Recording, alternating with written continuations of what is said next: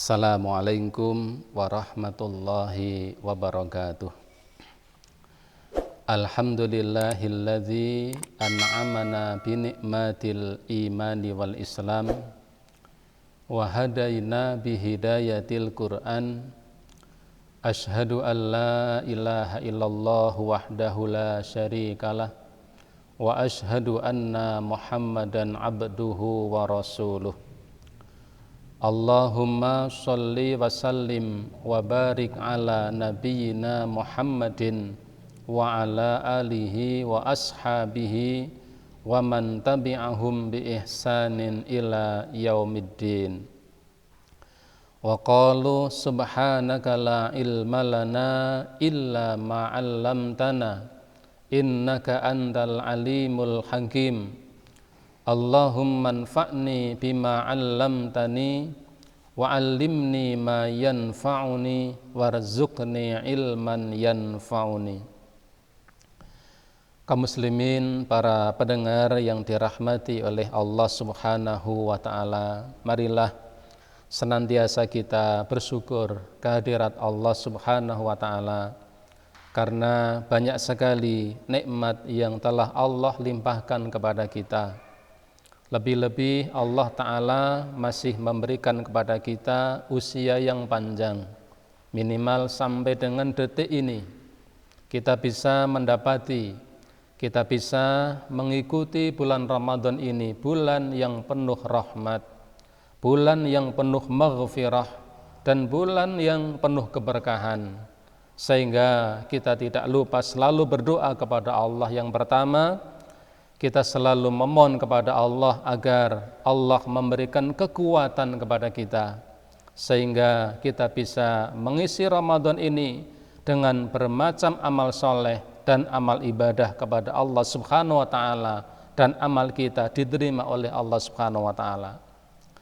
Yang kedua, kita memohon kepada Allah agar dijauhkan, Allah jaga dari golongan orang-orang yang celaka. Sebagaimana pernah disampaikan oleh baginda Nabi sallallahu alaihi wasallam, beliau mengatakan, "Rima anf, sangat celaka, sungguh celaka. Siapa? Rajulun dakhala syahr Ramadan, thumma kharaja falam yughfarulah." Yaitu seseorang yang Allah Ta'ala berikan kesempatan mendapati bulan Ramadan, Allah berikan kesempatan mengikuti ataupun mendapatkan Ramadan tiba, summa kharaja, sampai Ramadan itu berlalu, falam yughfarulah, tapi orang ini tidak diberi ampunan oleh Allah. Maka kita selalu berdoa kepada Allah agar Allah Ta'ala jaga kita dari golongan ini. Dan yang ketiga, tidak kalah pentingnya adalah karena kita sedang dalam situasi wabah pandemi COVID-19 atau COVID-19 ini, maka kita ingatkan agar kita selalu memohon kepada Allah Ta'ala agar Allah Ta'ala segera mencabut, Allah segera menghilangkan wabah ini, karena hanya Allah lah yang mampu untuk menghilangkannya, Allah yang mendatangkannya, dan Allah pula lah yang berkuasa untuk menghilangkannya. Maka kita selalu memohon kepada Allah, berdoa kepada Allah agar Allah segera menghilangkan wabah ini. Salawat dan salam tidak lupa semoga tercurah atas Nabi kita Muhammad sallallahu alaihi wasallam, yang semoga terlimpah pula kepada seluruh keluarganya, kepada para sahabatnya, dan semua umatnya yang senantiasa istiqomah dengan dinullah ini sampai datangnya hari kiamat. Para pendengar sekalian yang dirahmati oleh Allah Subhanahu wa taala, Ramadan ini ada banyak sebutan. Di antara sebutannya adalah Ramadan Syahrut Taubah. Ramadan ini adalah bulan taubat, bulan yang di dalamnya kita diperintahkan untuk memperbanyak istighfar dan bertaubat kepada Allah Subhanahu wa taala. Dengan kata lain, kita beristighfar, bertaubat kepada Allah Subhanahu wa taala karena kemaksiatan yang kita lakukan pasti akan mendatangkan kerugian baik kepada diri kita mendatangkan dampak akibat kepada keluarga kita, bahkan kepada orang-orang yang ada di sekitar kita. Para pendengar rahimakumullah, disebutkan di dalam kitab At-Tawwabin yang dikarang oleh Imam Ibnu Qudamah Al-Maqdisi. Beliau menyebutkan sebuah kisah yang sangat menarik untuk kita jadikan sebagai renungan. Beliau mengatakan bahwa suatu ketika di zaman Nabi Musa alaihissalam terjadilah kemarau yang sangat panjang, sehingga orang-orang di zaman itu mereka merasakan kepayahan. Banyak hewan-hewan ternak yang mati kelaparan, banyak binatang-binatang mati kehausan, banyak tumbuhan-tumbuhan yang mati dan kering sehingga tidak mengeluarkan buah-buahan untuk mereka. Sehingga mereka datang kepada Nabi Musa alaihissalam, memohon kepada beliau, memohon kepada Nabi Musa agar Nabi Musa memohon kepada Allah supaya Allah Ta'ala segera menurunkan hujan. Maka pada suatu waktu yang ditentukan, beliau bersama dengan kaumnya mendatangi suatu tanah lapang. Kemudian beliau bersama kaumnya datang ke tempat itu, memohon kepada Allah, melakukan istisqa, melakukan permintaan agar Allah segera menurunkan hujan. Akhirnya istisqa pun dilaksanakan. Nabi Musa bersama dengan kaumnya di suatu tanah lapang. Mereka pun bersama untuk memohon kepada Allah agar Allah segera menurunkan hujan. Setelah mereka selesai melaksanakan istisqa, ternyata hujan pun belum turun juga. Karena itulah kemudian Nabi Musa alaihissalam mengadu kepada Allah Ta'ala. Nabi Musa mengatakan, "Ya Rabb, ya Allah Tuhanku, kami telah berdoa meminta hujan kepada Engkau. Kami telah melakukan istisqa, memohon kepada Engkau agar Engkau segera menurunkan hujan kepada kami. Tetapi ternyata Engkau belum juga menurunkan hujan kepada kami." Ketika itulah kemudian Allah Subhanahu wa Ta'ala menjawab apa yang disampaikan oleh Nabi Musa ini. Allah Ta'ala mengatakan, "Wahai Musa, sesungguhnya di tengah-tengah kaummu ada seseorang yang ia senantiasa bermaksiat kepadaku, dan itu sudah berlangsung lebih dari 40 tahun lamanya. Karena sebab itulah aku menahan turunnya hujan. Maka wahai Musa, sampaikan kepadanya agar ia keluar dari kaummu, agar ia keluar dari barisan kaummu."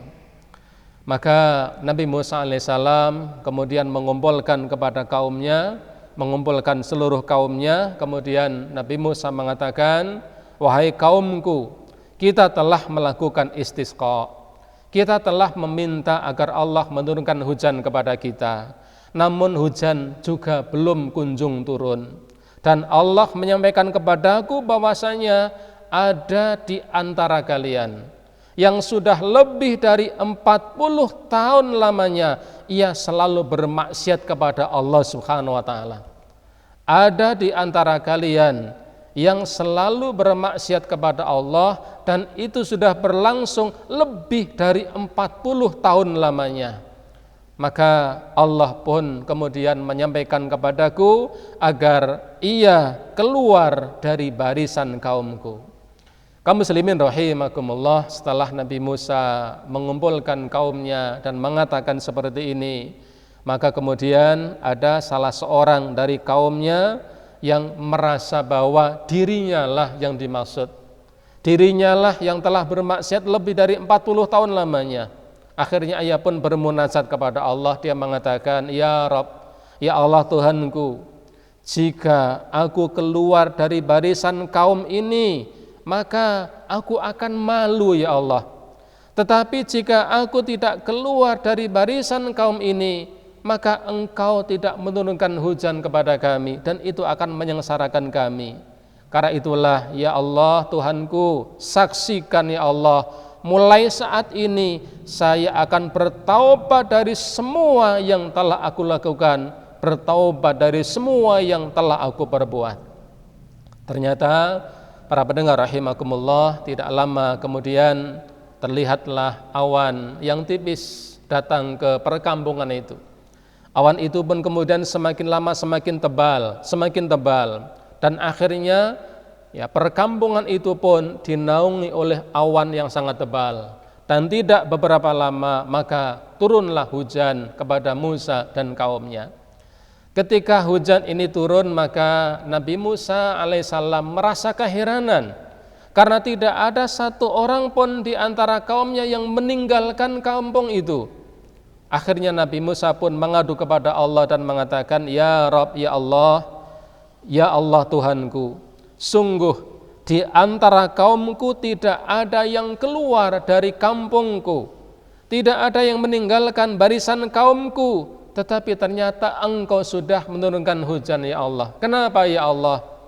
Allah pun kemudian mengatakan, "Wahai Musa, sebabnyalah aku menahan turunnya hujan, dan sebabnyalah wahai Musa, aku telah menurunkan hujan." Dengan kata lain, sebab orang itulah aku menahan turunnya hujan, dan sebab orang itulah akhirnya aku pun menurunkan hujan. Kaum muslimin rahimakumullah, kisah ini diceritakan oleh Ibnu Qudamah Al-Maqdisi di dalam kitab At-Tawwabin yang memberikan banyak pelajaran kepada kita. Dan pelajaran itu diantaranya adalah dua pelajaran, diantaranya adalah yang pertama bahwa kemaksiatan akan mendatangkan kesialan. Kemaksiatan akan mendatangkan kebangkrutan. Kemaksiatan akan mendatangkan penderitaan. Kemaksiatan akan mendatangkan malapetaka. Bahkan kemaksiatan akan mendatangkan bencana. Dan yang kedua adalah bahwa taubat atau bertaubat kepada Allah akan mendatangkan ampunan, akan mendatangkan anugerah, dan juga akan mendatangkan rahmat Allah Subhanahu wa taala. Sebagaimana Allah taala firmankan dalam surah At-Tahrim ayat yang ke-8, "Ya ayyuhalladzina amanu tubu ilallahi taubatan nasuha asa rabbukum ayyukaffiru ankum sayyi'atikum." Hai orang-orang yang beriman, taubatlah kepada Allah, hendaklah kalian bertaubat kepada Allah taubatan nasuha, dengan taubat yang sebenarnya. Asa rabbukum ayyukaffiru ankum sayyi'atikum, semoga Allah Ta'ala Rabb kamu akan menghapus dari dosa dan kesalahan yang telah kalian lakukan. Kaum muslimin rahimakumullah, pelajaran dua hal ini memberikan pembelajaran yang sangat berharga bahwa kemaksiatan bisa mendatangkan bencana, tetapi taubat akan mendatangkan ampunan dan rahmat Allah Subhanahu wa taala. Muncul pertanyaan bagi kita adalah, apa yang dimaksud dengan maksiat itu? Kaum muslimin rahimakumullah, maksiat adalah lawan dari ketaatan. Maksiat adalah lawan dari istiqomah, dan maksiat adalah lawan dari ketaatan. Sehingga ketika ada seorang mukmin yang dia punya sikap yang warok, maka berarti dia orang yang berhati-hati dari berbuat maksiat apapun ragamnya dan apapun macamnya. Maka kemaksiatan itu bisa jadi yang pertama karena melakukan perbuatan yang dilarang oleh Allah Subhanahu wa taala, seperti mencuri, itu maksiat karena melakukan larangan Allah Subhanahu wa taala. Membunuh, melakukan ghibah, yaitu membicarakan kejelekan orang lain, kemudian berzina, kemudian minum khamr, kemudian makan riba, kemudian makan harta anak yatim, kemudian memakan harta dari cara yang tidak dibolehkan. Ini adalah bentuk-bentuk kemaksiatan yang disebabkan karena melakukan apa yang dilarang oleh Allah Subhanahu wa taala.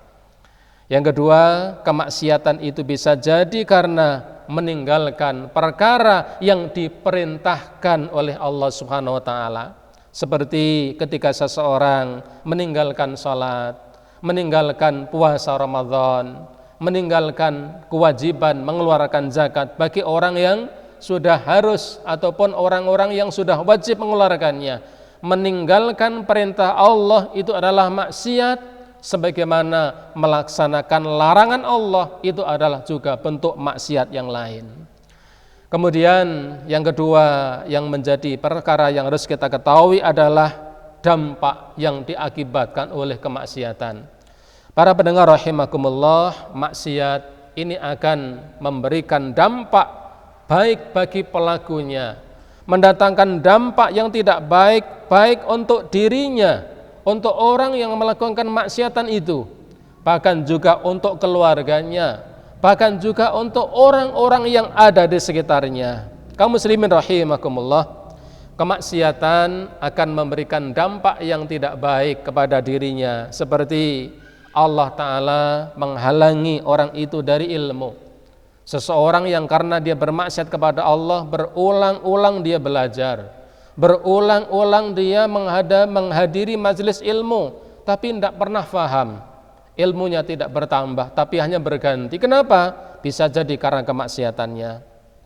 Kemaksiatan bisa menyebabkan hilangnya ketenangan, bisa menyebabkan sulitnya suatu urusan, bisa menyebabkan seseorang menjadi kelelahan dan kurang semangat melakukan ketaatan.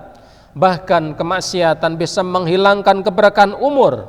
Kemaksiatan juga bisa mengundang kemaksiatan yang lain, mendatangkan kemaksiatan yang bertubi-tubi. Oleh karena itulah Allah Subhanahu wa taala di dalam surat Thaha ayat yang ke-124 Allah taala firmankan, "Wa man a'rada 'an dzikri fa innalahu ma'isyatan donka." Allah Subhanahu wa taala firmankan, barang siapa yang berpaling dari mengingatku, fa innalahu ma'isyatan donka, maka sungguh kami berikan kepadanya ma'isyatan donka, yaitu kehidupan yang sulit atau kehidupan yang sempit. Kaum muslimin rahimakumullah, Imam Ibnu Katsir dalam tafsirnya beliau mengatakan, wa man a'rada an dzikri ai man khalifa amri, barang siapa yang menyelisih perintahku, menyelisih apa yang aku turunkan atas Rasulku, berpaling dari Al-Quran, berpaling dari As-Sunnah, atau berpaling dari keduanya, maka fa innalahu ma'isyatan donka, Allah berikan kepadanya kehidupan yang sempit. Ibnu Katsir mengatakan Allah akan berikan di dunia fala tuma'ninata lahu, Allah akan menghilangkan ketenangan dalam hidupnya, Allah akan hilangkan kelapangan hatinya, bahkan hatinya selalu sempit, hatinya selalu sesak. Wa in tana'amal zahirahu, sekalipun secara zahir ia orang yang berkecukupan. Wa yalbasu masya'a, dia bisa memakai pakaian apapun yang ia inginkan, pakaian-pakaian bagus. Kemudian dia bisa memakan wa akala masya'a, kemudian dia pun juga bisa memakan apapun yang diinginkan. Hidupnya serba kecukupan, pakaiannya bagus, ingin membeli pakaian seperti apapun bisa terpenuhi, ingin makan seperti apapun bisa tercukupi. Wasakana haitsu syaa, bahkan ia bisa tinggal di rumah seperti apapun yang diinginkan.